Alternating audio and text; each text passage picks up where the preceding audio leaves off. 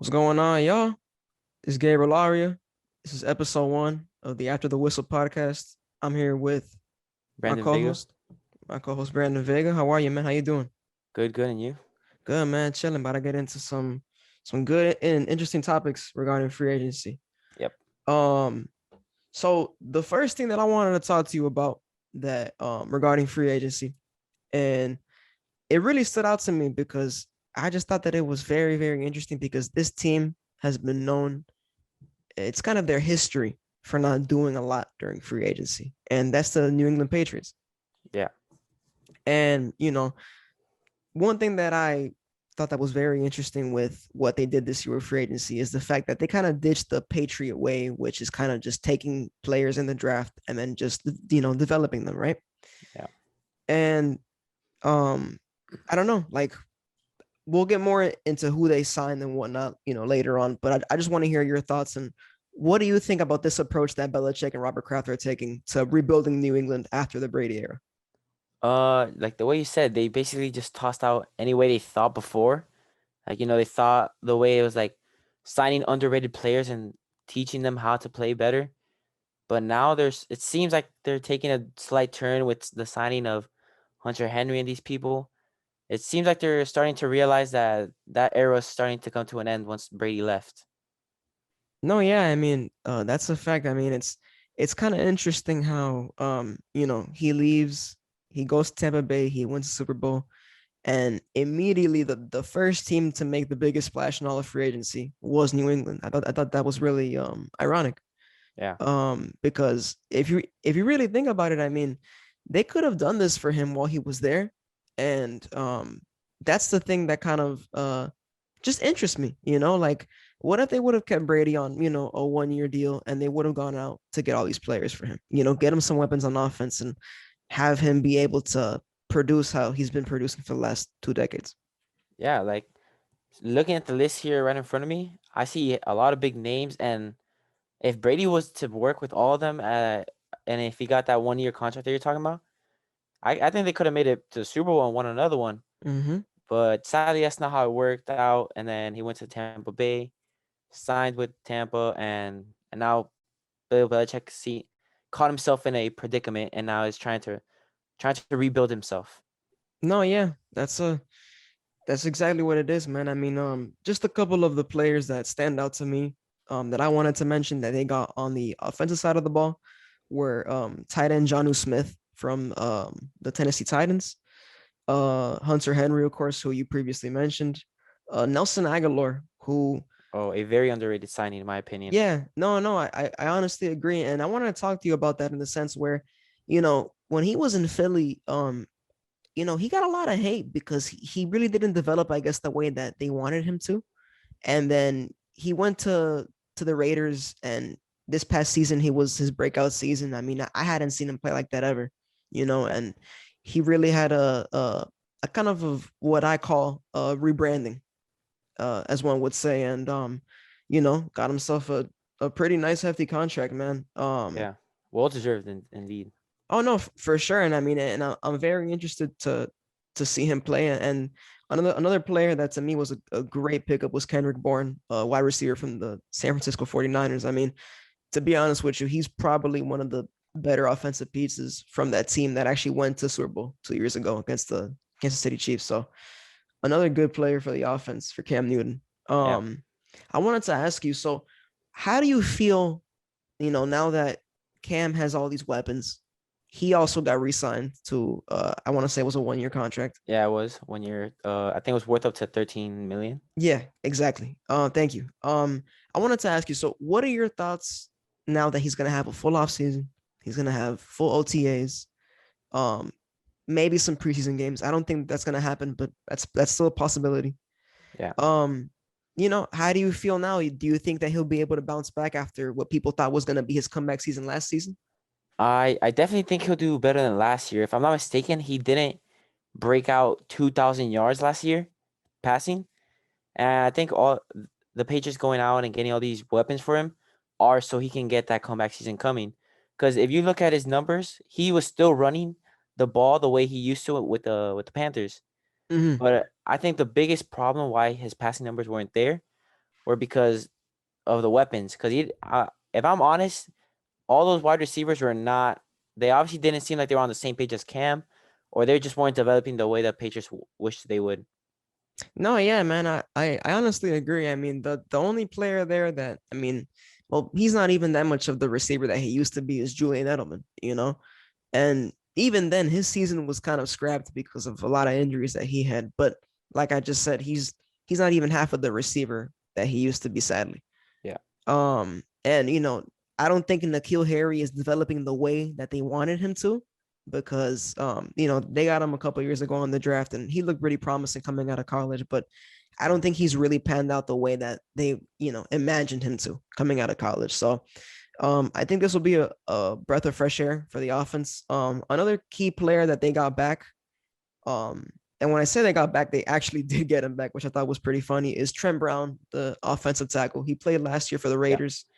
And he got traded back to New England. And all New England had to give up was a 2022 fifth round pick. So in reality, they basically gave up nothing to get a pretty young offensive tackle on a 1-year contract. Things didn't really work out for him that much with the Raiders. He wasn't really like the Trent Brown that people typically see. I mean, that guy's like a mountain. He's huge. So I think now that he's going to be back, in that New England system, with Josh McDaniels as the OC, I think that they'll be able to finally use him as they did before. And, he's a key piece to that offense, especially since they lost Joe Thuney to free agency. Yeah. Me looking at this list, I also see that they signed a lot of defense. I see Mm, Raekwon McMillan, the linebacker from the yeah. Raiders, former Mm-hmm. Raider. Kyle Van Noy, former Dolphin, that they released him. Mm-hmm. Lawrence Guy, defensive tackle. Jalen Mills, the safety from the Eagles. Yep.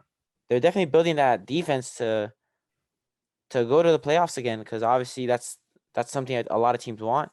I think they could do it this year with the way they're rebuilding this team.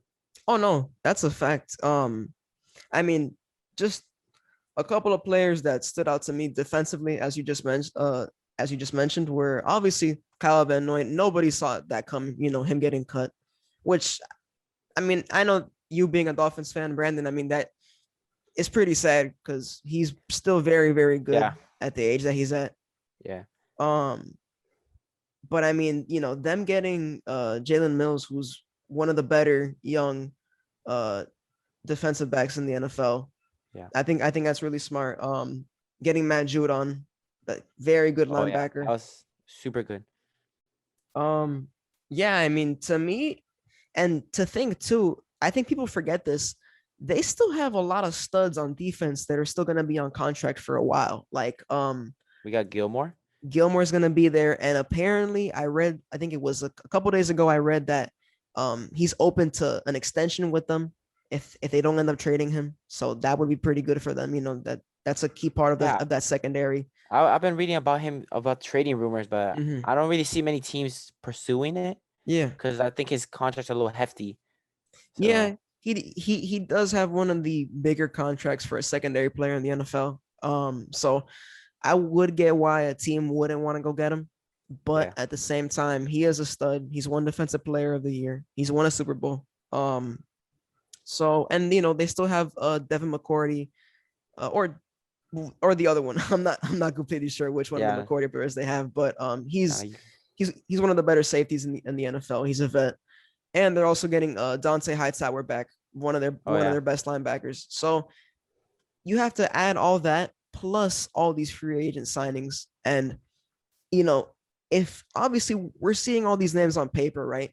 And you know, I've seen a lot of analysts on people talking about, oh, like they signed a bunch of a bunch of whatever players. And to me, I'm gonna be honest, I think it's smart that they get all these players now, because imagine if you spend a lot of money on one guy, right? And turns out that one guy doesn't live up to the contract that you gave him. It's gonna feel like you wasted your money and you wasted prime years of maybe your other star players on your team.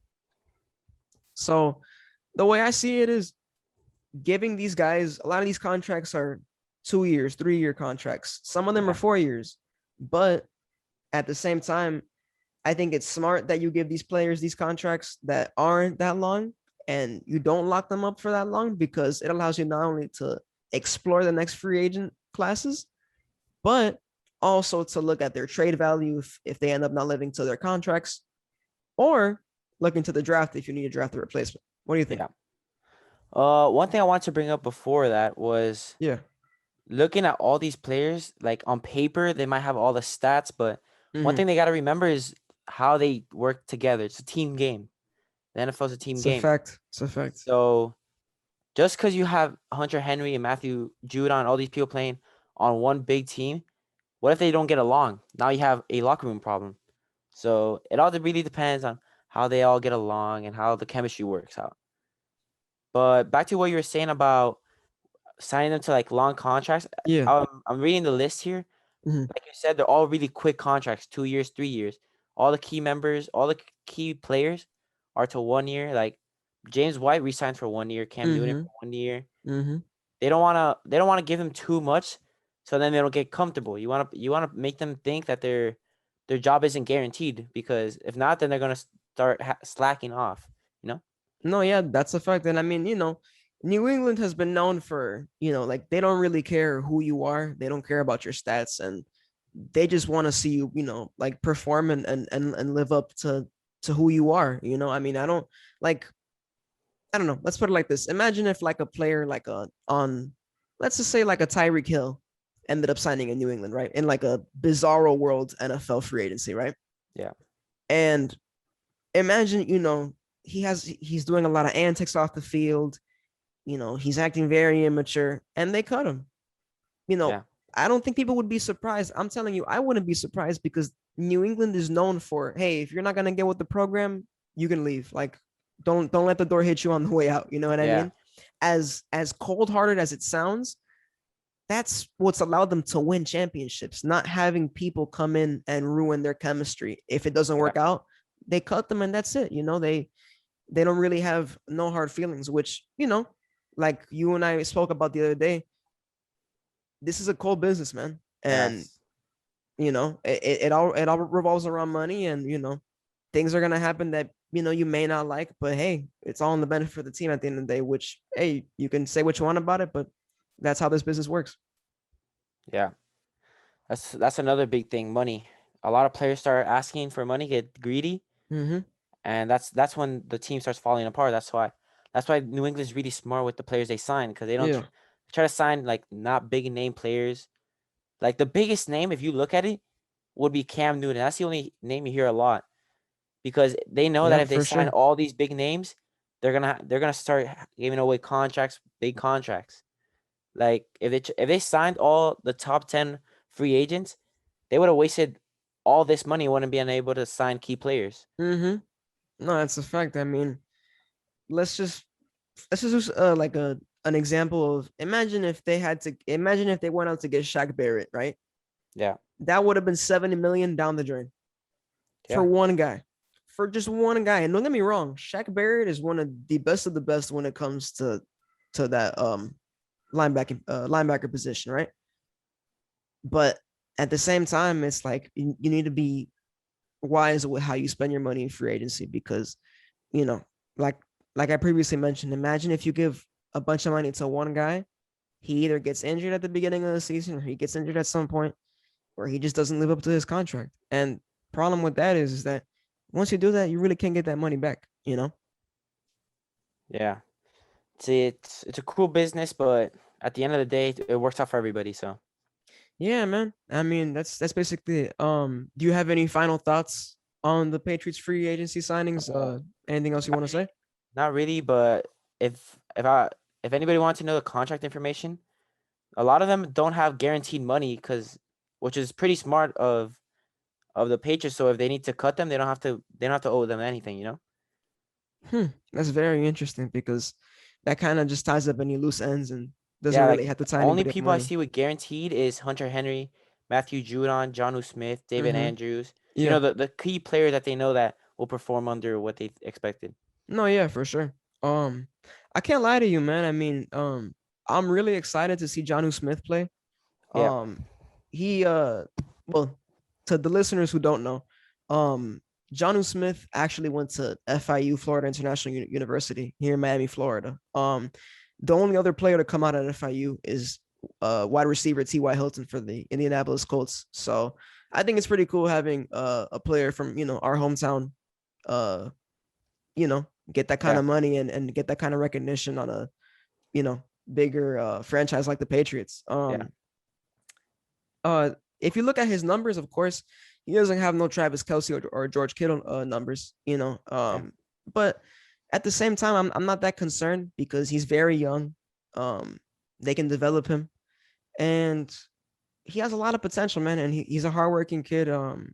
I've kind of read into his story briefly, and he had a really rough upbringing. So he's kind of come a long way from playing at FIU all the way to finally getting a $50 million contract with the Patriots. So everything kind of came full circle for him. So big shout out to Jonnu Smith. I think that's pretty dope for him. Yeah. Um, oh well, I actually want to ask because I think this is very interesting. As a Dolphins fan, how does seeing all these signings impact the way that you view, the Patriots being a divisional rival? Um. Well, I've had a lot of talks with like Patriot fans because there's many around the world, Mm-hmm. and For sure. what we talk about is that our division is getting very competitive because if the Jets, hit on this draft with Zach Wilson and whoever else they draft, I think our division could become very competitive because last year it was Yeah. just me, it was just the Dolphins and the Bills, but this year the Patriots are starting to look a little competitive, and the Jets are starting to find their way up there. So it's gonna be interesting to watch the season plan itself out. Mm-hmm. No, that's a fact. I mean, definitely becoming one of the more competitive divisions in the AFC. The Bills making it all the way to the AFC Championship game last year. Yeah, Um, the Patriots are not going. You can tell that they're going back into rebuild. And the Dolphins, man, that potential is sky high, man. So, yeah, and like you said, if the Jets really end up clicking on all cylinders with this draft and they end up making the smart decisions and picking the right guys, they'll be ready for the future. And I'm excited, man. This will be the first time in a while. I mean, not in a while, and actually many years that it'll be a competitive division for yeah. the Dolphins, the Jets, For the everybody. Patriots, and the Bills. Yep. Um. So, is there anything else you want to talk about the Patriots, or can we move on to our next topic? Let's move on to the next topic. Okay.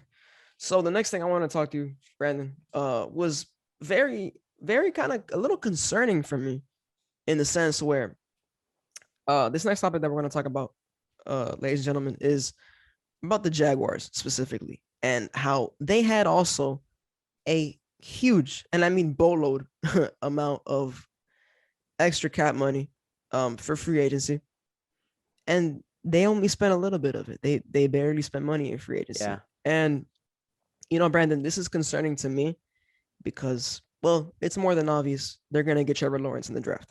yeah, But it's concerning to me that they didn't make the moves that I thought they were going to make because when you're getting somebody like Trevor Lawrence, right?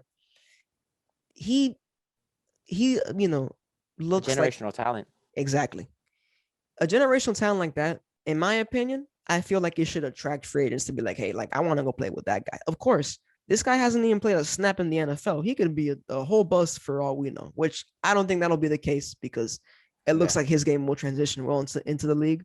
But hey, and mostly with his head coach Urban Meyer. exactly, anything can happen. So, some of the notable agents that they signed that to me I thought were smart moves because they were lacking in these positions where Shaquille Griffin Yeah, at cornerback, they gave him a 3-year, $44.5 million contract. To me, this was smart, Brandon, because of the sole fact that you have your young star corner in CJ Henderson, former yeah, Columbus alumni. Um, and now you pair him with Shaquille Griffin, Shaquille who's one of Griffin. the better cornerbacks who was a free agent. Um, and another notable free agent that I thought and that you and I talked about a lot. Um, Marvin that Jones Jr. Marvin Jones Jr. Man, Yeah, I mean, you can speak about him a little bit if you want to, but man, to me, I think he's probably one of the better, more underrated receivers that you could have yeah. gotten for cheap this offseason. What do you think? The way I look at it is like to add to the notable agents I see Hmm. were Philip Dorsett and Carlos Hyde, the running back. Yeah. I feel like they're really trying to build the backfield, but I was Hmm. really expecting them to build that O line to protect Trevor Lawrence. Yeah. I don't know what their plan is. I don't know if their plan is to wait till after the draft and wait till teams start releasing players because of contracts and stuff. Hmm. But I don't. I really was expecting them to be one of the more like outgoing teams this offseason to help Trevor Lawrence before he got there. But I don't know. Maybe they have a behind the scenes plan that we don't know Hmm. about. Probably. But I don't know. I feel like they could have gotten a like Trent Williams. I feel like they could have gotten him with the money they have, stuff like that. And back Yeah. to the Marvin Jones. Uh-huh. Marvin Jones has always been a really reliable wide receiver, so that was one of the better pickups this offseason for them. Oh, for sure. And I mean, they got him on a 2-year, $14.5 million contract. So it's not like spent huge money on a wide receiver. Um, but going back to what you said about, like the possibility of maybe them getting Trent Williams, I'm gonna put it to you like this, and this is something that I mentioned earlier when we were talking about the Pats, right? Think about it like this, Brandon. Imagine if you spend all that money on one guy and then you Yeah. don't have any money to build around your stars. So I don't know about you, but if I'm the Jags, like if I'm like the front office right now, I'm looking at possibly signing the two starting offensive tackles that got cut by the Chiefs, Mitchell Schwartz and Eric Oh Fisher. yes. Those two guys, man. Eric Fisher's a former number one pick, and Mitchell Schwartz, he ain't no scrub either. You know what I'm saying? So, Yeah. um, those guys, I mean, we'll get more into them later, but I'm just saying, if I was the Jags front office, I feel like maybe you could get either one of those guys probably for a nice solid contract for maybe 3 or 4 years. Yeah. One thing I have here written down, Yeah, maybe so they're obviously going to pick Trevor Lawrence with the number one, for sure. and after that they have 9 more picks. Hmm. Yeah. So I was thinking maybe that's their plan to just draft because there's a lot of O linemen out there just that are really good, and I doubt that by the time they get there, they won't pick them up. No, yeah, I mean, this is one of those draft classes where there's a lot of different skill players at a lot of the more important skill positions. So they could look at picking up a couple of offensive linemen, maybe some tackles or some guards in this draft. Some of the key parts of their offense and their defense that I wrote down that they still need to figure out is that they need to address the tight end position, the interior defensive lineman, and the safety position. Those are three skill positions on the Jags team right now that don't really have any notable or decent players. Of course, they have starters, but they're not going to be players that, it's not like somebody who stands out or is like a Yeah. wow type of player. You know what I mean? Yeah. So I mean, I don't know, man. I mean, we'll have to see what they end up doing in the draft. I mean, Yeah, of course you can't question a an organization like that because right now they're rebuilding, so it's not like it's gonna be a 1 year transition. But I feel like they could have done a better job this year with all the no, free agents. for sure. I totally agree. I mean, like you said, I mean, them getting Urban Meyer, he's you could probably make an argument that he's the best college head coach that's ever coached. Even though Yeah, to me it's Nick Saban, I don't think there's really an argument there. But Urban Meyer's won college. He's won national championships. He's built stacked teams. I mean, his UF team had Aaron Hernandez, Tim Tim Tebow, Tebow. Cam Yeah, Newton, and a couple other players that are probably still in the league today and if not retired. Um, so he's always built a winning culture wherever he's gone to. Now it's very different in this case because you're going to an organization that has been kind of in rebuild mode for many, many years. And the last time that they even sniffed coming close to a Super Bowl was, I want to say, in the 2017 AFC with Championship game. Blake Bortles. Yes, Yeah, with with Blake Bortles. it's a little bit of a laughing matter when you hear that name, but you got there. Yeah, exactly, man. And that was, the last time that they really sniffed even coming close to a Super Bowl. And let me tell you, man, that Jacksonville team was stacked defensively on the defensive side of the ball. They had Calais Campbell, Yannick Ngakwe, Jalen Ramsey, AJ Bouye. Um, I mean, talk about a team that, if they would have played a little better, I'm not saying that they would have beat New England because I'm never gonna bet against Tom Brady. Yeah, never. But um, you know, hey, maybe we're looking back at the 2017 Super Bowl and looking like, hey, it might have been Jacksonville versus the Eagles. And imagine if Jacksonville would have won. This would have been a whole different conversation that you and I are having right now.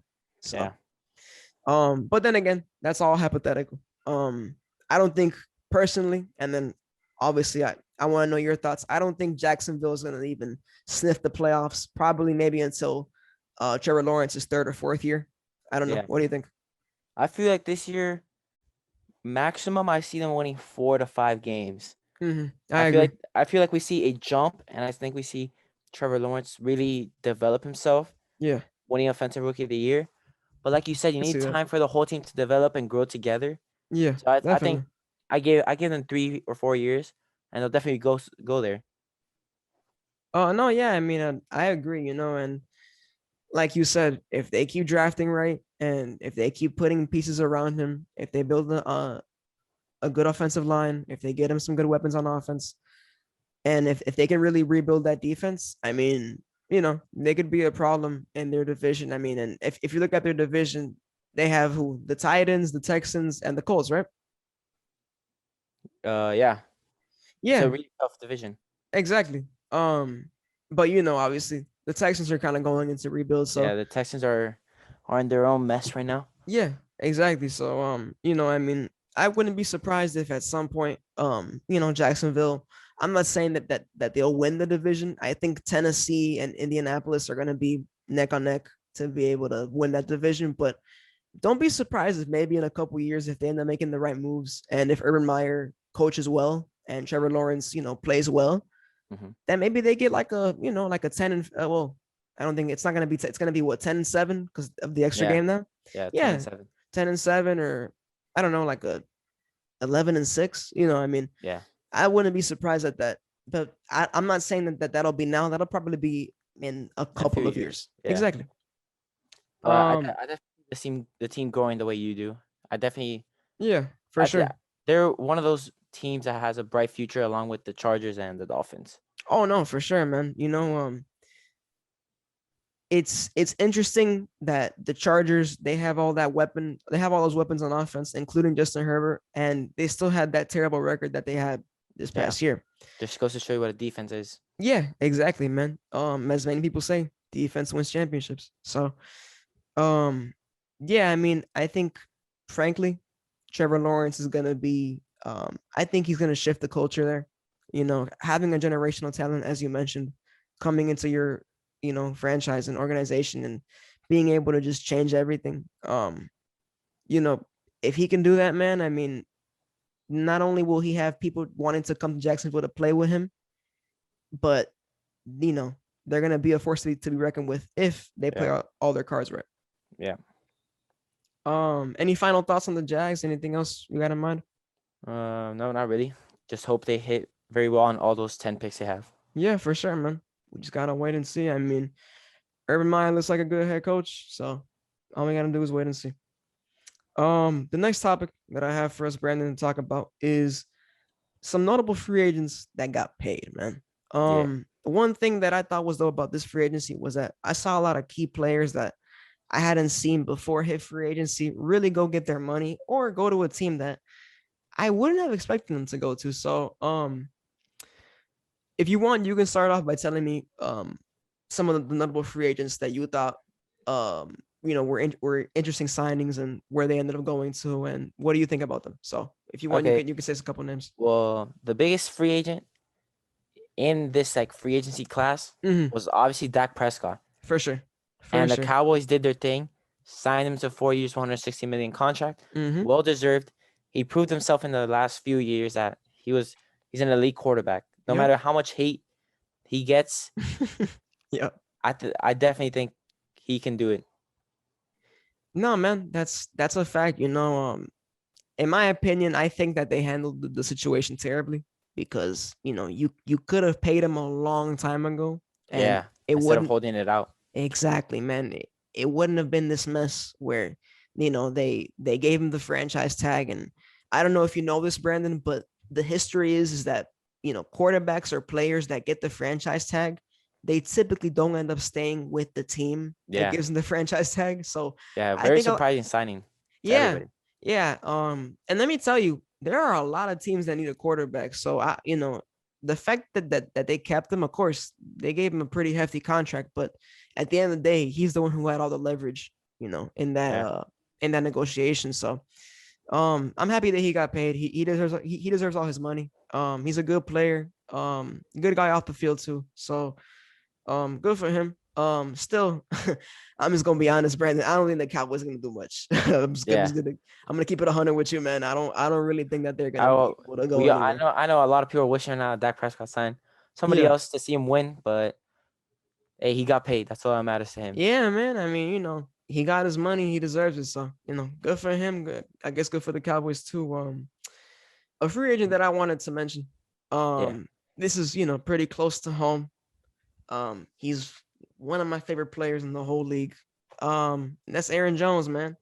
You know, Yes. I I can't front with you, man. I was very nervous when free agency was coming up, and I had heard that he wanted from the range of 12 to 15 million a Yeah. year, That and was a lot. yeah, and there's two things that I took into consideration, right? The first one being that there's a history of paying running backs a lot of money and it doesn't work out, right? Hmm. And I thought about it and I was like, man, if we end up losing him, it's gonna be a big hit to our offense because he's a key part of it. He kind of makes the whole backfield work. He even plays fairly decent in the passing game. Um, and the second factor I thought of was, um, you know, you can go to another team and perform well, get your money.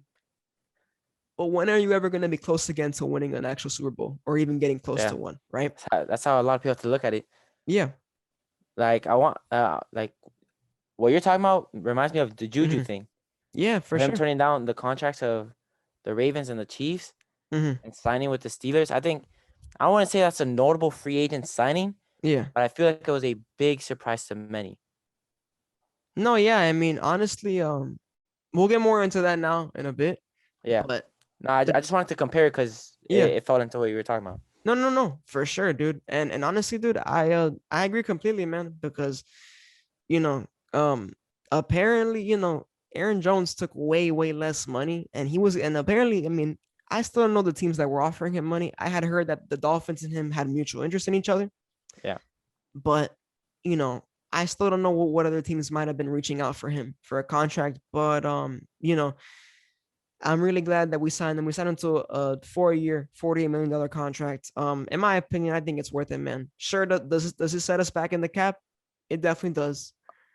But when you have a running back as dynamic as he is, honestly, man, I think it's worth it because he's young, he's a stud, and he wants to be a Packer, man, and he wanted to stay with Green Bay. And I mean, whenever him, A Rod, and Devontae are on the field, they're all clicking on all cylinders, So Yeah. frankly, I couldn't be happier, man. To add to the contract, you were saying he wanted 50 million annually, right? Yeah, apparently, when the first negotiations with Green Bay had started, he had said that he wanted between 12 and 15 yearly. Yes. So he kind of took a pay cut if you really look at the numbers, Yeah, no, because it's not he fully did guaranteed. So exactly. Yeah. so he obviously understood that what other team is gonna give me a championship than Green Bay. So I think he made a right decision. Mm-hmm. Although as a Dolphin fan, it stings, but Yeah, I think he definitely made the right decision staying with the Packers. So for so sure. because the Packers got really close to winning a Super Bowl. Yeah, So man. I definitely see why he would stay there. No, for sure, man. And yeah, man. It's just there's very few teams that even come close to sniffing a championship. And if you ever want to have that, because having a ring, you can say what you want. People can say what they want about, oh, like rings don't mean stuff. In my Yeah, opinion, they do, man, because having yeah, a ring solidifies your name in the in the history Hall of Fame books. and in the Hall of Fame usually. Like when Exactly, you, man. There's a reason why people like Chad Ochocinco aren't in the Hall of Fame. You know what I'm yeah, saying? So, um, very happy about that. Shout out to Aaron Jones. You deserve all your money, bro. That's probably one of the best free agency signings, in my opinion. Of course, I'm biased because I'm a Packers fan, yeah, but Yeah. Big shout out to Aaron Jones. Go Pack, go. One And one thing I wanted yeah, to bring up, if you go don't ahead. mind, Go ahead. is Allen Robinson, great Mm. wide receiver. Mm-hmm. He was on many teams like free agent boards, For sure. and then he gets tagged. Yep. Nobody saw a problem with this until he came out saying that he doesn't want to sign the tag Mm-hmm. because he wants a long-term contract. Yeah, So now the Bears put themselves in a little bit of predicament for sure. I because mean, they're kind of now with their backs you have against to the either wall. trade him Yep. or you're gonna have to take away the the what's it called, the franchise tag, Mm-hmm. Yep. and give him a 4-year contract because that's what he wants. Yep. So I don't know. I think the Bears could have played that card a little differently instead of just putting the tag on him, knowing No, that he yeah. didn't want it. That's definitely a fact, man. I mean, they're also a team similar to the Cowboys with that they had time to figure out a contract for Allen Robinson and they didn't do it. They waited till the last minute and you know they're kind of messing up because let me tell you, I mean, I know that a lot of people were saying, hey, the Ravens should go get him. He even said it himself. I think it was in like a podcast that he was on that he wouldn't even mind going back to Jacksonville to play for Yeah, Trevor Lawrence. So it's like when you look at it like that, it shows you that all this guy wants to do is just play the game, man. It's yeah. as much as money is involved, and it's the one of the main aspects of it all. The way I see it is, man, like it's kind of like set him free in a sense, because Yeah. let's just be honest, Brandon. The Bears aren't winning a championship I mean, anytime not soon. they just they signed Andy Dalton out of everybody they could have signed. And it's not even that. Like they could have made like obviously, There, Seattle there, said, yeah, go ahead. there were like a lot of free agents out there Yeah. that the Bears could have signed and done really good with, but you signed the Red Rifle. No, for sure, man. Like the way I see it is, man, I mean, of course, Seattle came out and said that they weren't going to give up Russell Wilson, right? But imagine if they would have gotten Russell Wilson, right? Yeah, First of all, that makes me as a Packers fan, that makes my life hell because now you have another of the elite quarterbacks in the league in the same division as Aaron Rodgers, right? yep, And imagine if you keep Allen Robinson, you give him a weapon. That's a nightmare, man. yeah, So obviously that's not gonna happen because they messed it up. And now Allen Robinson wants out. So we'll see how that situation plays out. And I feel like we should keep that in mind for later episodes. So at yeah, some point, however that develops, we can go back to it. yeah. Definitely something to keep an eye on because Mm-hmm. this the league is always full of surprises, so you never know what's gonna happen there. That's a fact, man. That's a fact. Another free agent that I wanted to mention, that I thought was huge, and not just is he huge because this guy's like the tower, but his contract is actually huge. And that's Trent Williams, man. Oh Um, yes, he got a 6-year, $136 million contract by the 49ers. Honestly, man, um, this was very smart for them. yeah, He's one of the still is because he's been in this league for many years, one of the premier and one of the best offensive linemen in the whole league. yeah. He's proven over and over again that he's a nightmare for edge rushers and defensive tackles. And it's smart because even now that they have the third pick, depending on who they end up going for, whether it's Mac Jones, Trey Lance, or even Justin Fields, Yeah.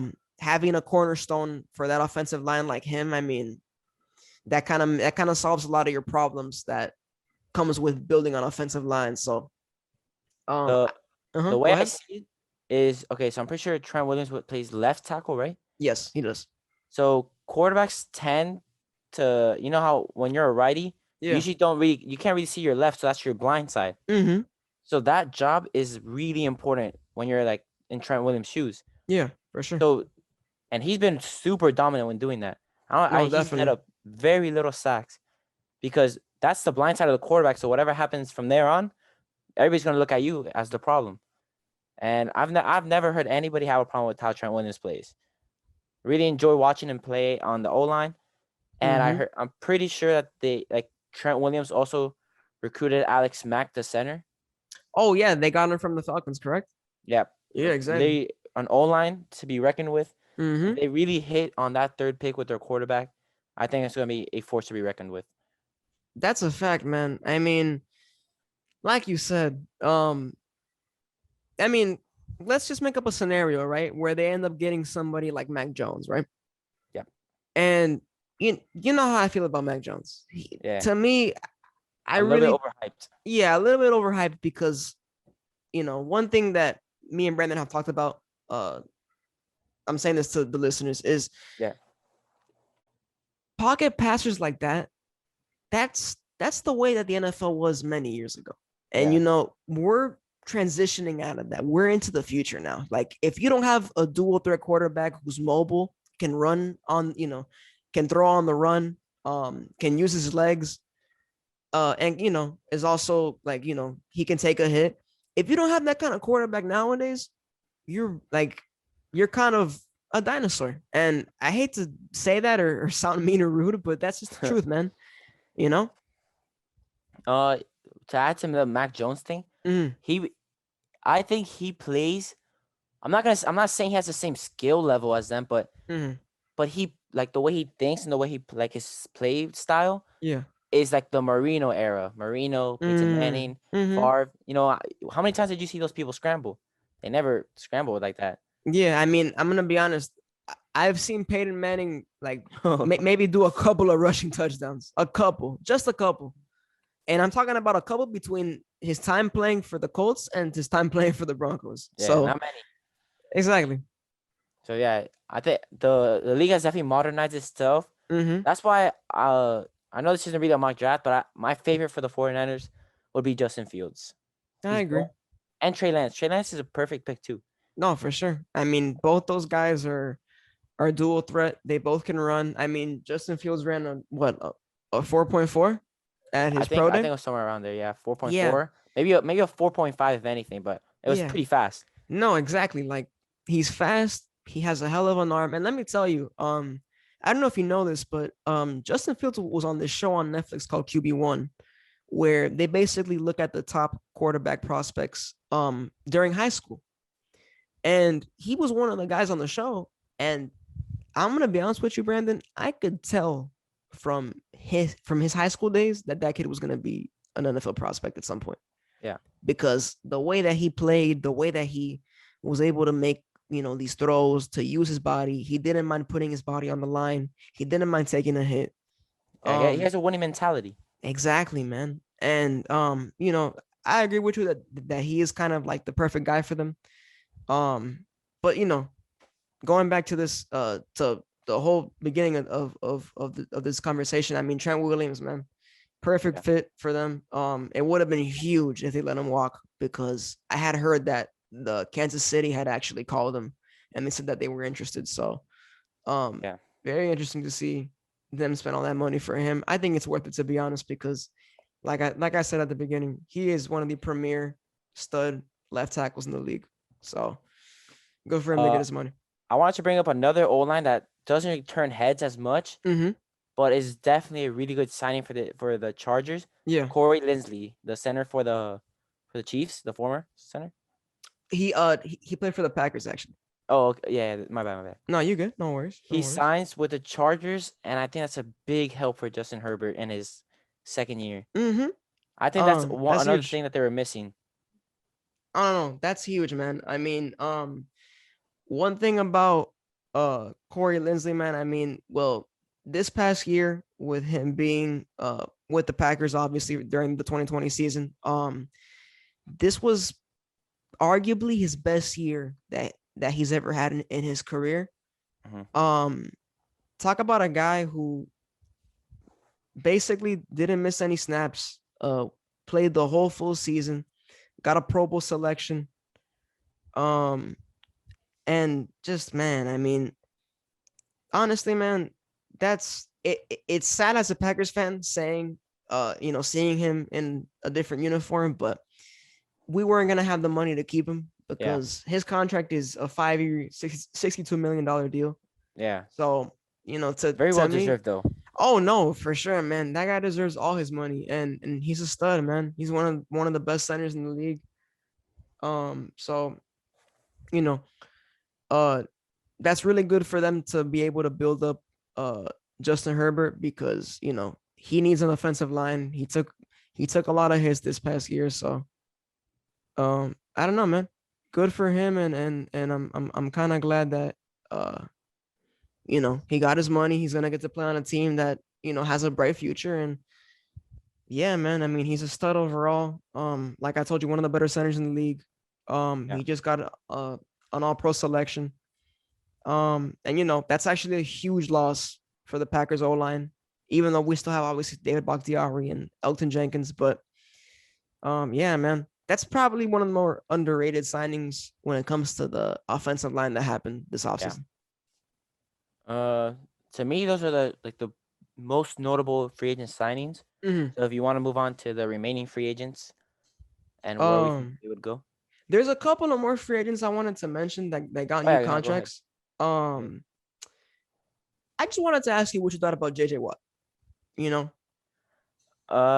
I feel like okay, Yeah. I'm not gonna say he didn't deserve that money, Mm-hmm. but I feel like he should have gone somewhere else. Yeah. Cause I think that putting him on the Cardinals defense really is just putting on more. Cause you already have Chandler Jones, you already have a defense. So Mm-hmm. I wasn't really expecting it from them. But at the same time, JJ Watt deserved it all. So if that's what he thinks is best for him, that's what he thinks is best for him.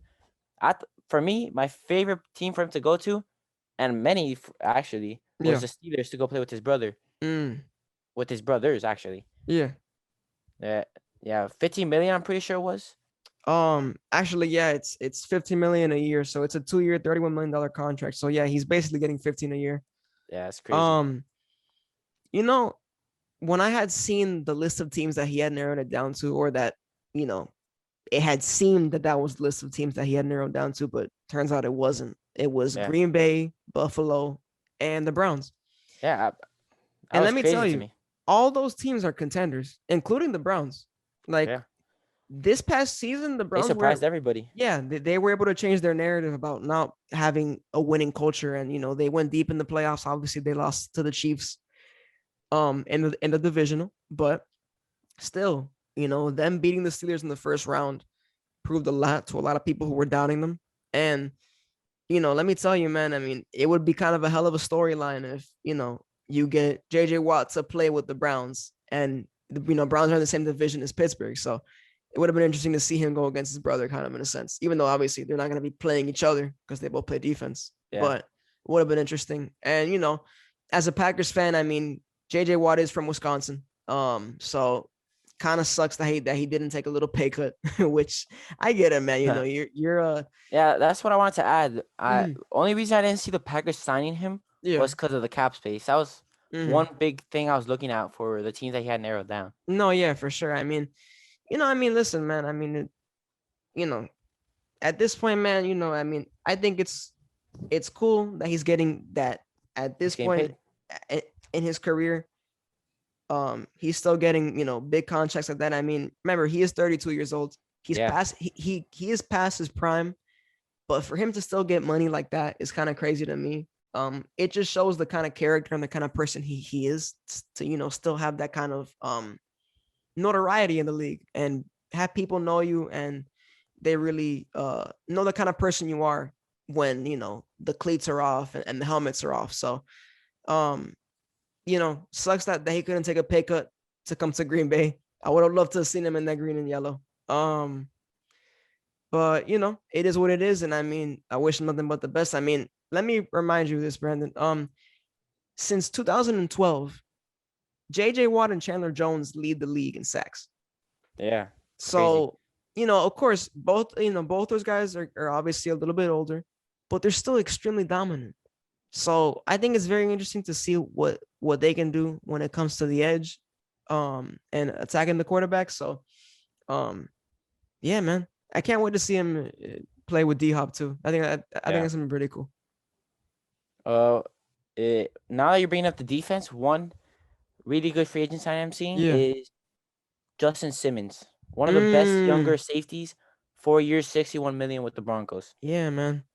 I mean, frankly, they needed to either tag him or Yeah, give him a new contract, because if they let him walk, man, It Let me was gonna tell be a you, big loss to that that defense. that's a huge loss, especially to a team like the Broncos that's in a rebuild mode. You know, it's very good for them to keep him because Yeah. he's one of those guys that he makes a full effort to catch a tip pass and to get the interception, and he's very very dominant whenever he plays. So it's very good for them. I mean, listen, at the end of the day, you can't give him any less because if you give him less, he's gonna go Yeah. walk.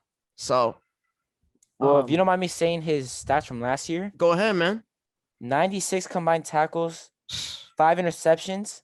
Damn. So he Yep. was a ball hawk. He was a ball hawk back there. Yeah, man. He's one of the younger ball hawk, very dominant safeties. And yeah, man, like I said, if you let a guy like that walk, the only person that's losing is you, man. Nobody Yeah. else. Anybody Um, else is gaining. exactly, man. I wanted to ask you about a specific free agent signing that I thought was very interesting, and I think it's a lot of money. I think it's very overpaid, and that's the Kenny Galladay signing. So Okay. he got a 4-year, $72 million contract from the Giants. Yeah. Now you look at that Giants offense, right? Now they got Kenny Galladay. They have John Ross, who came over from the Bengals. They have Darius Slayton. They're gonna get Saquon back. Um, then and they still have Evan Engram. Now, my question to you is number one. Well, it's actually two questions. Number one, do you think it was overpaid? And number two, how much pressure does this put on Daniel Jones to perform well?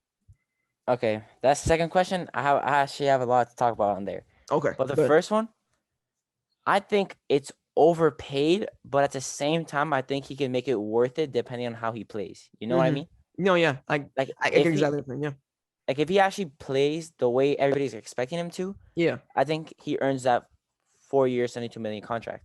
for sure. Now, to that Daniel Jones question. Daniel Jones is seeing this all on a phone screen right now. And he's thinking to himself, if I don't win this year, they're gonna give me the boot. No, They've man. been I mean, that's a fact. they've been holding on to Daniel Jones for I think this is his 4th year now, going into 4th. Mm-hmm. Like, I get it, you have to produce a quarterback, but dog, Daniel Jones has not proven himself whatsoever. I mean, you know, to this day, He's had yeah. his highlights, Oh no, but for sure, for sure. He's had a couple flashes. I think maybe this Kenny Galladay, John Ross, Saquon Barkley coming back. I think this is going to put. Oh, Kyle Rudolph. Also, Kyle Rudolph. Oh, that's right. They have him too, so it's not just Evan Engram too on that offense. That's true. I feel like this is putting a lot of pressure on Daniel Jones. Like I think to him right now, this looks like uh make it or break it. You know, it's either you go to the play. I don't even think he has to go to the playoffs. If he has a good season, Yeah. then I think they should keep him because maybe it wasn't his fault he didn't make the playoffs. Maybe it's just the defense. You have to work on defense, but I feel like if he plays well, how they're expecting him to, they can make the playoffs. That's a fact, man. I mean, they're in arguably like the worst division in the whole NFL. Even though, if I'm gonna be honest, I mean, obviously, we'll talk about this on a different time, but the Washington football team is sneaky. That's a very sneaky good team, man. And their defense ain't no joke. So, just want to put that out there. But you know, in my opinion, man, it's I just want to put this out there. Kenny Galladay only played 5 games this past season due to injury. Yeah. So take that into account, man. You're giving this guy almost $100 million. Obviously, you're locking him up for what's it called, a 4-year contract, right? Um, so don't get me wrong, he was one of the only ones left. He's one of the premier wide receivers that was left, but I think it's heavily overpaid, and Yeah. this puts so much pressure on Daniel On Jones Daniel that Jones, yeah. it's ridiculous because let me tell you, But I if feel if like he it's the doesn't right perform type well, of pressure. no, yeah, I mean, hopefully, if he has the right character and the right mental toughness, he'll be able to perform well with all the weapons that he has on offense. But at the same time, it's so much pressure that I can't help but feel like everything's gonna go wrong. you know? Yeah, like he'll crack under it. Yeah. No, Exactly, you I know? understand completely. Like And as a football player myself, like yeah. once somebody tells you that you have to do good, that's replays in the back of your mind. So now that's what Daniel Jones is thinking. Oh, these people want me to break Mm-hmm. out this year. Like if I don't, it's over, and then he's gonna start overthinking it. Dude, exactly. That's the same way I see it. And I don't know, man. It's a little concerning. Um, but hopefully he does well. Like you said, he's showing glimpses of being a good solid starting quarterback in the NFL. But like many other people, um, I'm not that convinced, man. You know, I'm just not. Yeah, me So neither. we I gotta agree. wait and see. Um, you know, I'm looking back at that at the 2019 draft class, which was the one where they picked Daniel Jones. And the only other quarterback that they might have that they could have considered was Dwayne Haskins, but we've all seen how his career has turned out, and he's had a lot of maturity issues. So I don't know, man. And I'm trying to see who else. Drew Lock was another option, but he went in the second round. But I don't know, man. Honestly, just the way I see it, Brandon, is just they had to do what they had to do when they picked Yeah. him, but No, I completely agree. you It's know it is like what it I is. he needs to step up his game right now. No, yeah, that's a fact. And I mean, this will probably be his make it or break it season. So if they end up making it to the playoffs, um, I think he'll end up staying. Listeners, to the people who are tuned in and Yeah. and hearing us, what do you guys think is going to happen to Daniel Yeah. Jones if he doesn't end up performing to what people expect him to this offseason? Leave that in the comments. Um, but yeah, man, I don't know. That's a lot of pressure for one guy, man. So we gotta see how it plays out. A couple of other free agents that I just wanted to mention real quick before we move on to our next topic.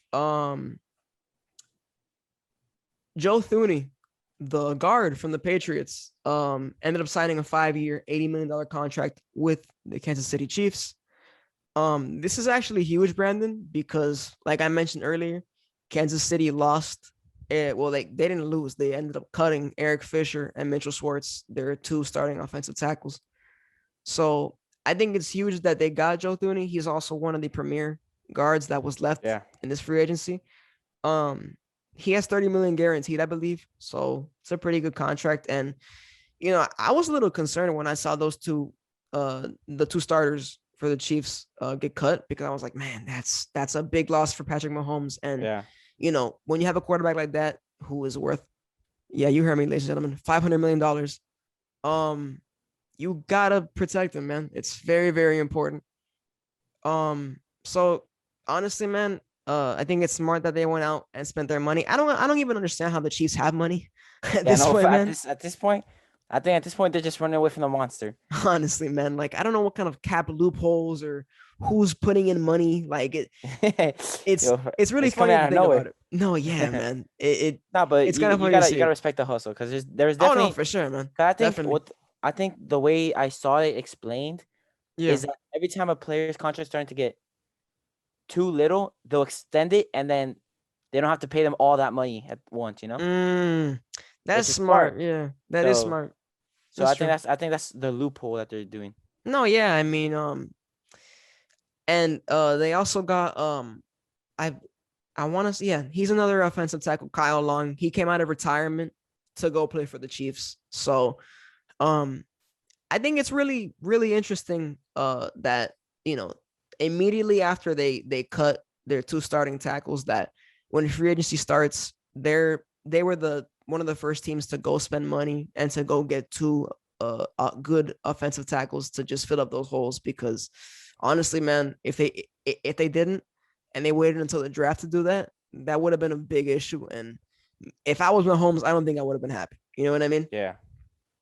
Um, I want to talk about Juju Smith Schuster for a second. Oh my Obviously, god. we mentioned him earlier. The meme, of course. So one Apart year, from jokes and stuff. $8 million. Yeah. Very okay. Well, where do I start with him? Okay, like apart from all that TikTok stuff, I don't really care. You're allowed to have your own platform. For sure. Definitely. Player expression. Yeah. Okay. Now from the teams that I knew of, Mm-hmm. it was three teams: Yeah. Chiefs, Ravens, and Steelers.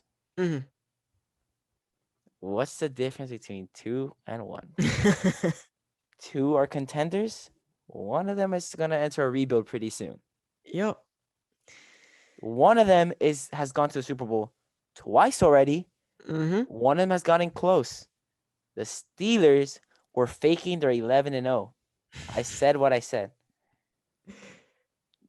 I'm pretty sure that the Chiefs in total were willing to pay him $10 million for 1 year. Pretty sure the Ravens were willing to pay 9.5, Mm-hmm. and the Steelers were willing to give him $8 million, and I don't think any of it's guaranteed. Damn. So if they cut him tomorrow, he has Uh-huh. no money.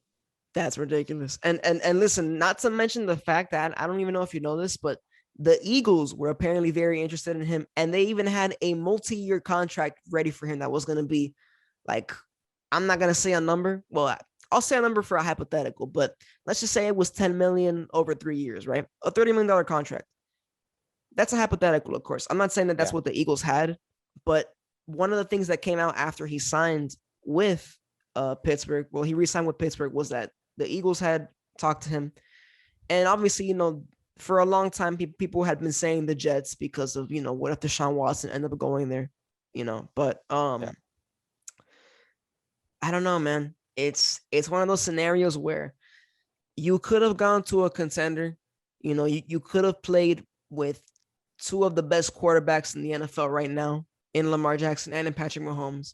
Yep. You could have even gotten a championship. Of course, nothing is guaranteed in this league, Brandon. Like, Yeah. just because you're going to Kansas City doesn't mean, of course, you're probably going to be in the playoffs every year, because that's a hell of a good team. But, I'm of course you're not getting the, insurance that, oh, I'm for sure getting a championship, because like I just said, anything is possible in the NFL. So, but at the same time, you're on a winning team that isn't a pretender like the Steelers. Like, listen, man, I don't care how many Steeler fans I saw on social media talking about, oh, we're gonna go deep in the playoffs. It's gonna be Steelers versus Chiefs in the AFC Championship game. They lost by a whole lot in the first round against the Browns. Yeah. So to me, I get it that he wants to be loyal and that he wants to say, and he wants to be there one more time. But I think I really feel like he made the wrong move, man, because, Juju's very young. He's talented. I don't think that he's as, some people talk about him like he's like Julio, which I think is ridiculous. No, it's Don't, crazy. don't get me wrong. He's a good receiver. Yeah, he's good. But I don't think he's like one of like the top 10. In my opinion, I don't think he's wide receiver 1 material. Yeah, exactly. Because the reason why he blew up as a receiver was when AB was on the Steelers. No, yeah, exactly. So defenses, what would they do? They would double team AB. Mm-hmm. Juju's left on a one-on-one. You're gonna have him open. So everybody starts saying, "Oh, this is my new receiver 1." But now look, he's a wide receiver number 1. Same thing happened. Double team Juju. Now guess who's open? Claypool. No, exactly, man. And let's just be honest, bro. This team is transitioning to have Claypool as the wide receiver 1. Yeah. So the way I see it, man, is just, man, like, I don't know. You could have gone, and I'm not saying that he would have won a championship with the Chiefs or the Ravens, but you probably would have gotten close to one. Yeah. And when you're a young player and you have a moment in your career to be able to solidify your status amongst the greats right now when you're young, and you don't have to worry about doing that when you're older and you're not as good as you used to be, that's huge, man. That's an opportunity that a lot of players take now, because if they don't do it now, they're not going to be able to do it when they're older, because they're not going to be in the best shape as they were when they came into the league, and they're not going to be playing at the same top tier level that they were when they were younger, right? Yeah. So, it is what it is. Pittsburgh has a lot of things that they need to figure out, including quarterback. Yeah, I said it, including quarterback. So, let's see how it plays out, man. I mean, he'll be able to test free agency again next year, because listen, after this year, I don't think Pittsburgh's going to resign him. You know what I Yeah, mean? Like I that's wasn't done. I wasn't expecting them to resign it to resign him this year. Honestly, if I'm Me being neither, honest. man. And plus, they don't. I don't even think that they had enough money to do it because Big Ben had to even restructure his contract. I think pretty much Big Ben had to restructure his contract for them to be able to give Juju this new deal. One Big, thing yeah. I want to see happen in the draft is Steelers trade up and get one of those quarterbacks. Now the thing is that I feel like they would have to give up a lot to do that. Yeah, I know, but because maybe that's their plan to sign a young quarterback so Mhm. he plays under Big Ben, and then Big Ben doesn't sign next year, and you have your quarterback of the future. Yeah. But I it all mean, depends how they make it work. It's no, yeah, whatever. yeah, exactly. I don't know, Brandon. I mean, the way I see it is, people are in this upcoming draft are talking about, oh, Justin Fields, Trey Yeah, Lance, um, the Mac Jones. Somebody that people aren't really talking about, and I think is very, very talented, is Kyle Trask from UF. yeah, Kyle Trask played with Kyle Pitts. Um, he's he's probably one of the better quarterbacks in this draft. Of course, a lot of people for when for during his years at UF, many people thought that he was going to be a first round pick. Obviously, he kind of fell a little bit due to a little bit of inconsistency, but he's for sure going to get drafted. I'm pretty sure he will be. And a lot of rumors have come out saying that the Saints want to draft him and that they see him as a long term successor to Drew Brees. But let me tell you, if I'm the Steelers and I have a chance at getting somebody like a Kyle Trask that can sit behind the Big Ben for a year or two and kind of get to learn from a vet who has won championships there, yep, that's a good way to be able to set him up for the future. But I don't know. I don't think that they'll do that because Big Ben is still going to play, even though he's not even half of the quarterback he used to be. yeah. Um, so we'll see how that plays out. I wanted to talk about real quick, moving on from Juju. Um, your Dolphins, man, making a pretty great signing in my opinion in Will Fuller. Yeah, I wanted to hear your thoughts about this. I mean, it's a 1 year, $10 million contract, but I I think it's re- great, man. yeah, I really enjoyed the signing because it's not like we gave him a butt ton of money. For sure. We still have money to re-sign any key players we need. Mm-hmm. We signed the rookies that are coming in. And Definitely. one thing that I thought was super smart of Chris Grier and Brian Flores Mm-hmm. was signing him to a 1 year deal.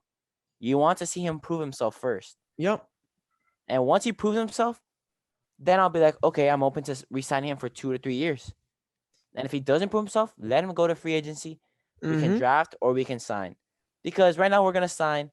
Okay, well the draft right now I'm thinking between Kyle Pitts and Jamar Chase. Of course. Either one would be great.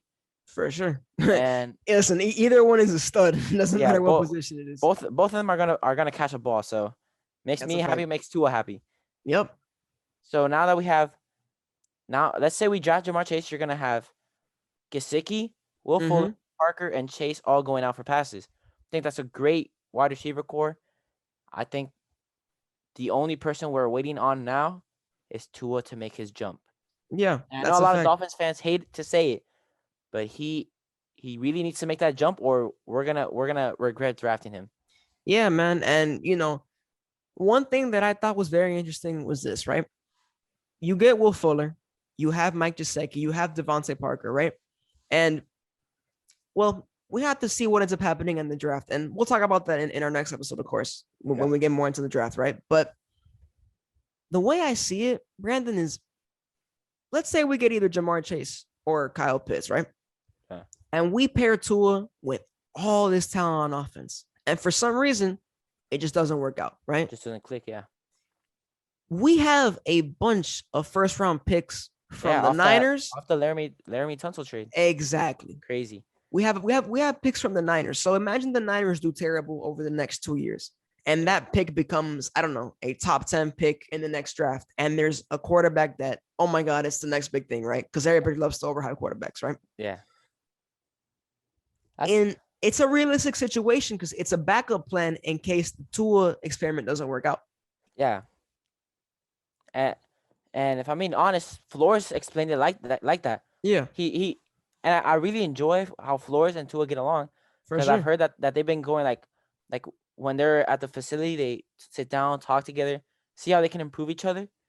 And Flores said it himself. He's like, this year we're gonna see how Tua plays. If Tua plays good, right? He's like, right now, that is my QB1. I don't care who says what. Of I don't course. care who wants to come here. Tua is my QB1. Yep. And he explained it.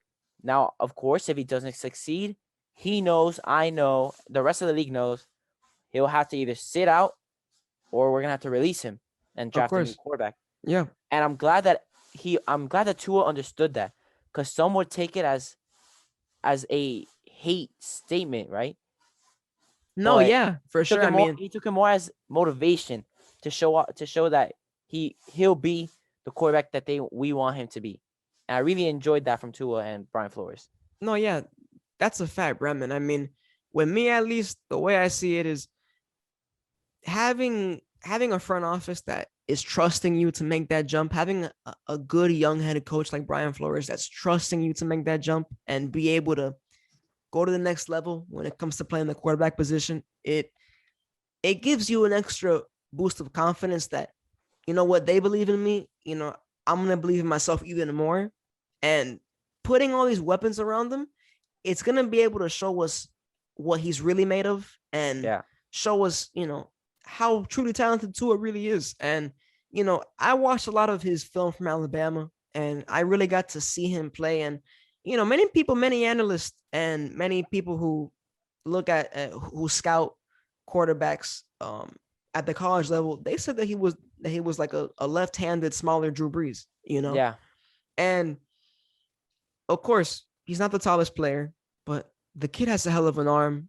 Yeah. During a lot of part of when he started playing, when he got the starting job, he barely threw picks until near the end of the season where he made a couple of mistakes.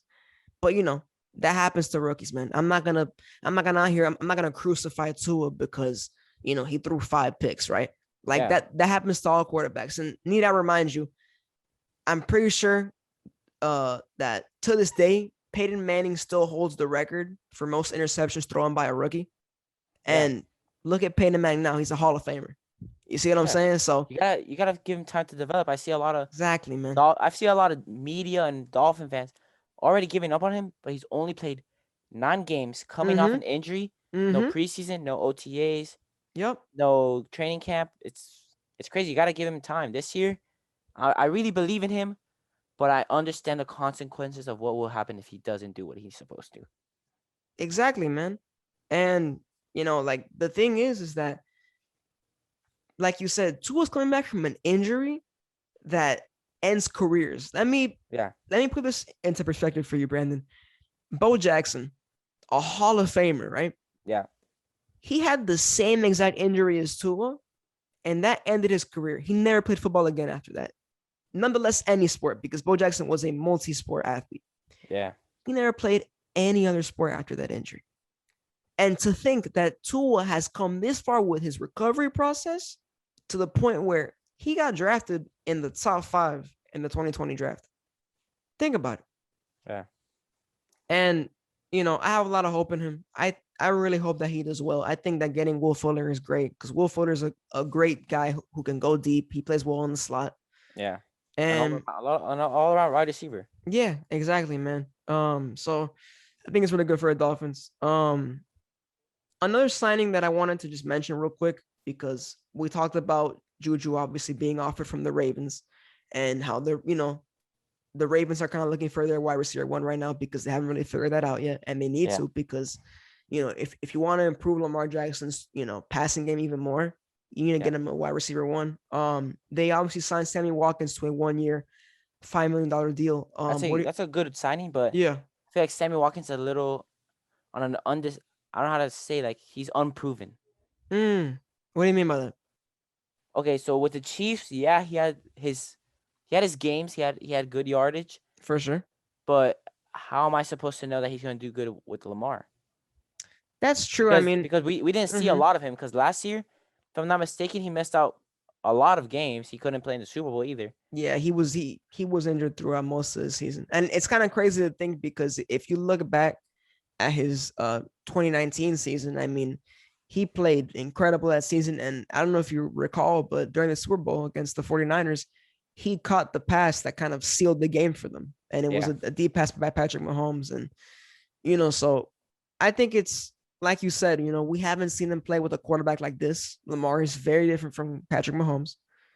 So it's interesting. I think it's good for them because it kind Yeah, of gives them a quick little alternative, for not being able to get a wide receiver one like a Kenny Galladay or a Juju Smith-Schuster. yeah. Um, but yeah, I mean, we'll have to see. I mean, if anything, they should focus on just the Ravens should focus on drafting a quarterback. No, I'm sorry, excuse me, Oh, not a quarterback, a wide not a receiver. quarterback, a wide receiver. Pardon me. Okay, so I think this is a good transition to go Mm-hmm. into the remaining free agents. 'Cause I want to bring up Antonio Brown. That's That's actually perfect because I was thinking about that right now. I Actually, think that would be a good signing for the Ravens since they are looking for a wide receiver. yeah, But AB again, he's way out of his prime. If I'm not mistaken, he's 33 or 34, somewhere around there. 32. 32. Yeah. So I think it'll be a good signing for a 2-year contract. And if you get a young receiver, you're gonna have AB teaching them. Um, I'll put it to you like this, Brandon. Listen, for many years, AB was the best receiver in the league.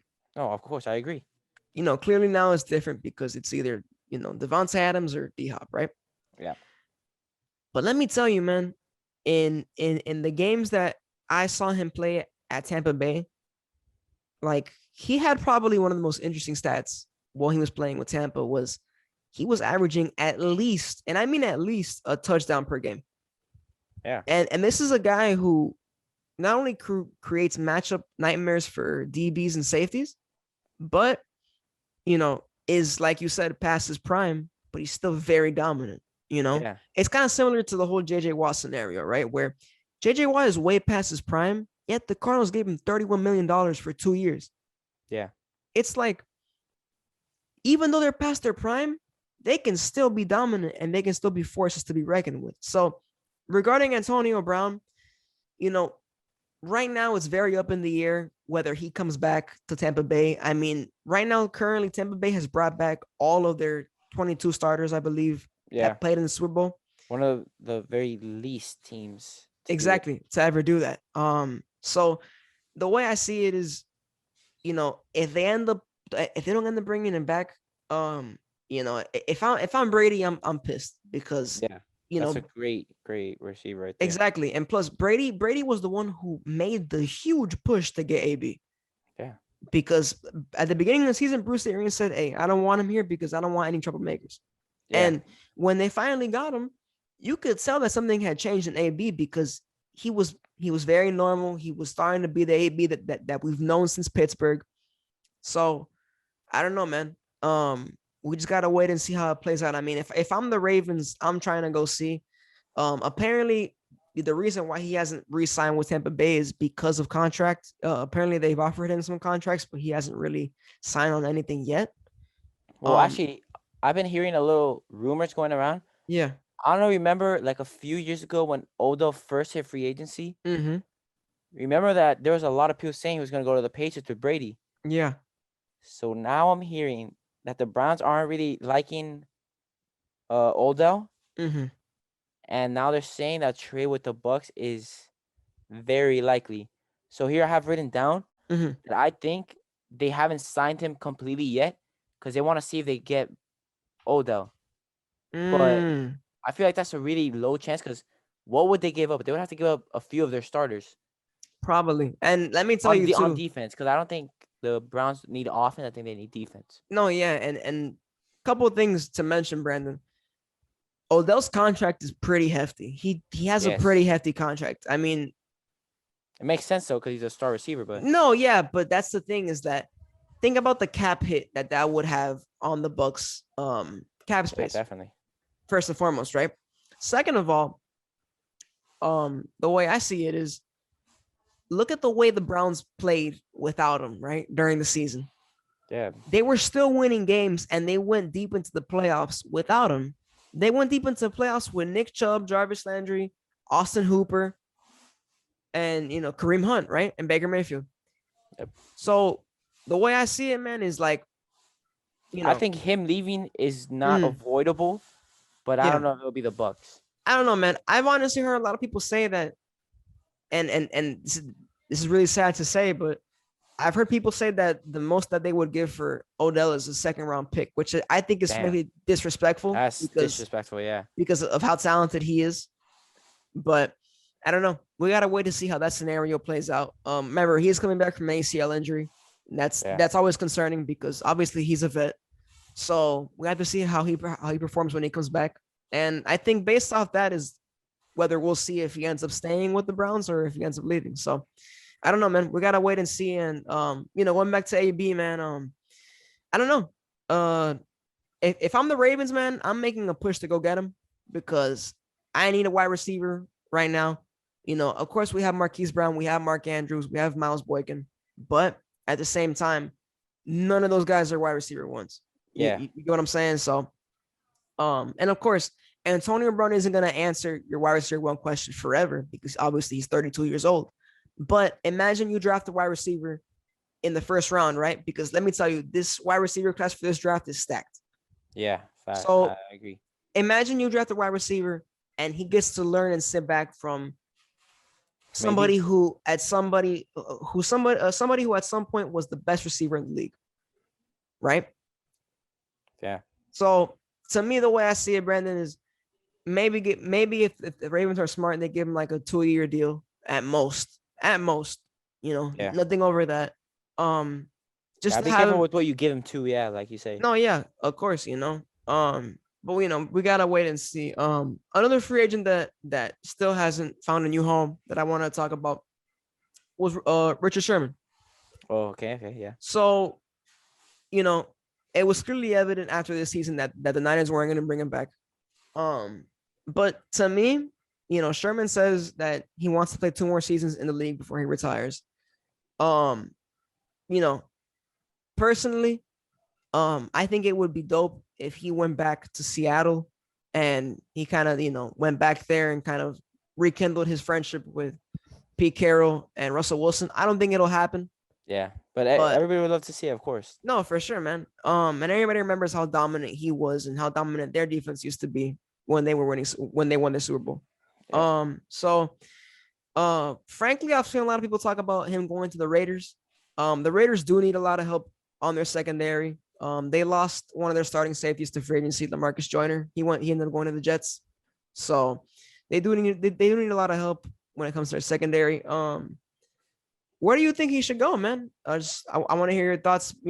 He's a vet. He's experienced. He's won championship. He's a great leader. yeah. So where do you think he should go? Well, right now the way I see it, like you said, he's a vet, so Mm-hmm.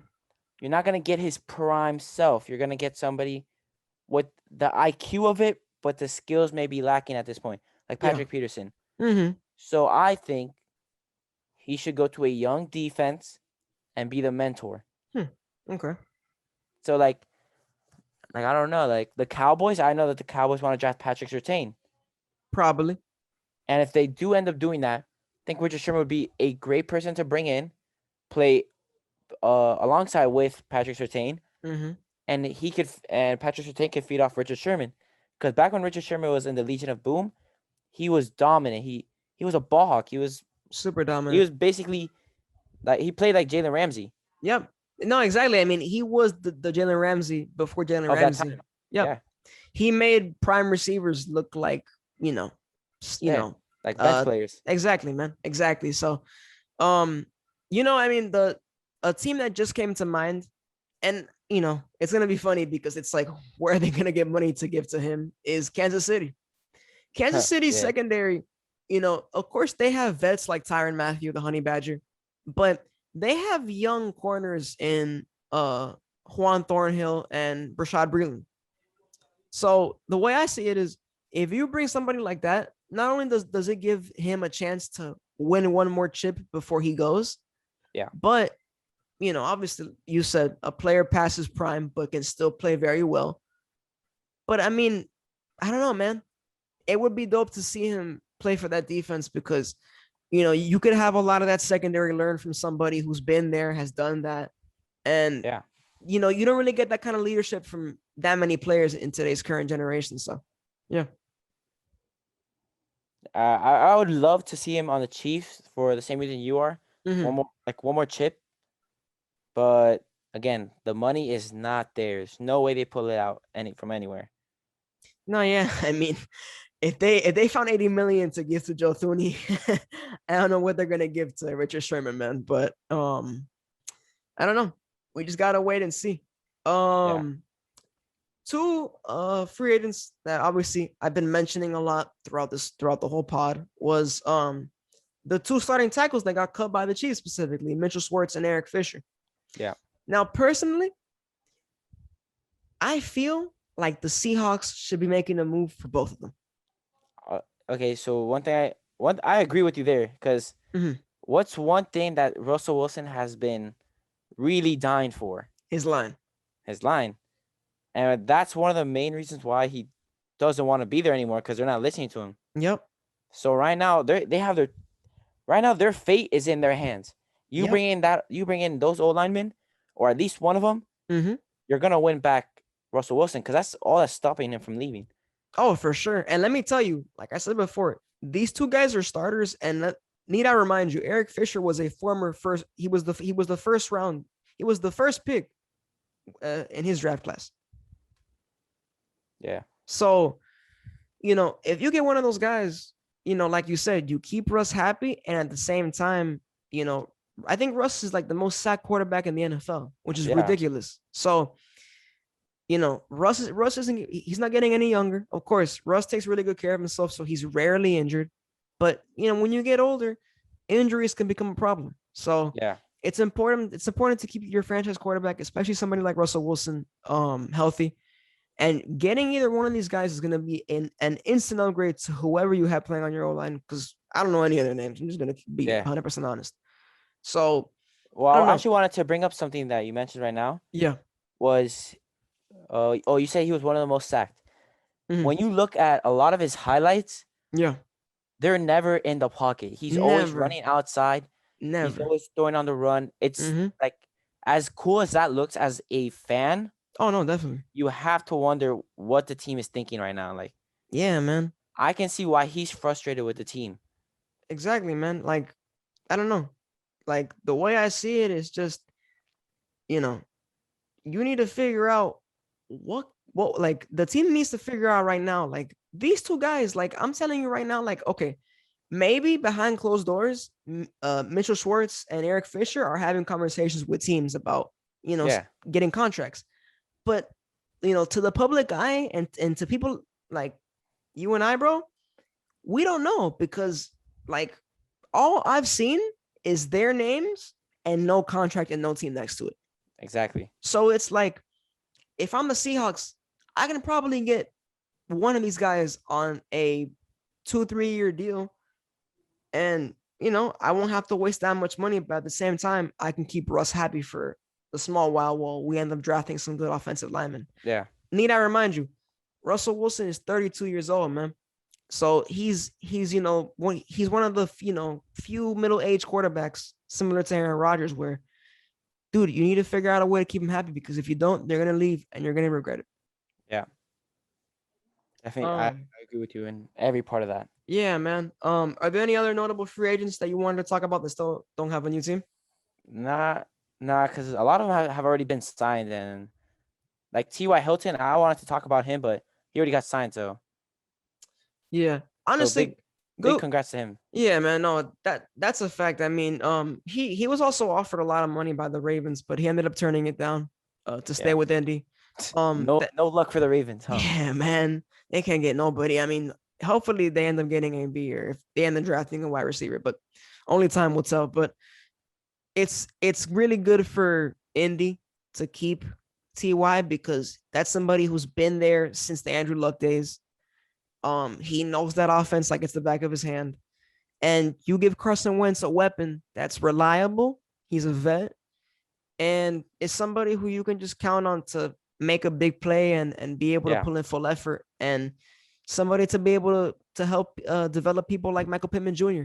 You know, Yeah. so I think that's really good. That's actually great for Carson Wentz, and shout out to Ty for getting that 10 mil, man. He very, very well deserved. Yeah. So coming into the final part of the podcast tonight, Brandon, I wanted to ask you, going back to this free agency, right? Who was your favorite free agency signing and why? Okay, so if I'm gonna be biased, it's gonna be Will Fuller. But honestly, Mm-hmm. for real, it has to be. It's not gonna be as exciting as you expect it to be, Yeah. but it's gonna be that O line for the Chargers. Corey Linsley. Yes. Uh, why? Because we all saw how Justin Herbert did his rookie season. Oh man, He amazing. was, he looked amazing out there. Nobody was gonna stop him. But we all saw that he had his problems with getting sacked. Mm-hmm. Took a lot of hits. So now we're seeing it come together. They're getting their O line. They have their weapons already there. And I think that was a huge pickup. I think that's one of my favorite pickups. So yeah. Hmm. What's your So same question to you. What's your favorite and why? Personally, you know, this is it. The same thing here. If I'm being biased, I'm gonna say Aaron Jones. But to make it interesting, man, and just to kind of give an insight on the kind of players that I pay attention to, it's one that we didn't even talk about at all, and that's Yannick Ngakoue. Okay. Yannick Ngakoue signed a 2-year deal with the Raiders. Um, to me, that's huge for the Raiders. It's 2 year, $26 million. It's huge for them because, the Raiders offense is really potent and, they can compete. They have a great head coach in John Gruden, and their defense has been their biggest issue throughout the last, 2 years, right?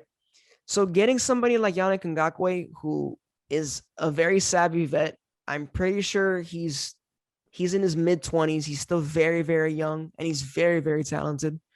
One of my favorite defensive players that I love to watch because, man, when he's playing, the way that he rushes that quarterback, it's just something about it. It's like watching like a cheetah on the field. No pun intended. Shout out to Yeah. Tyreek Hill, but um, yeah, man, he's very talented. And probably one of my favorite defensive players to watch. That's very, very smart for them.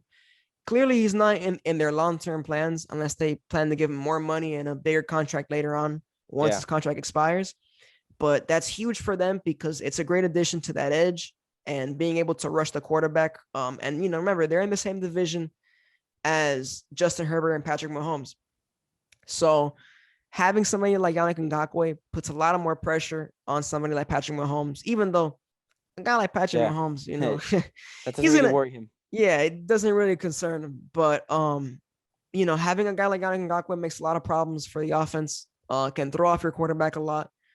And personally, to me, that was probably one of my favorite ones. I was surprised that the Ravens didn't ended up keeping him Yeah. after they got him from the Vikings earlier this season because, he's a great addition to your defensive line.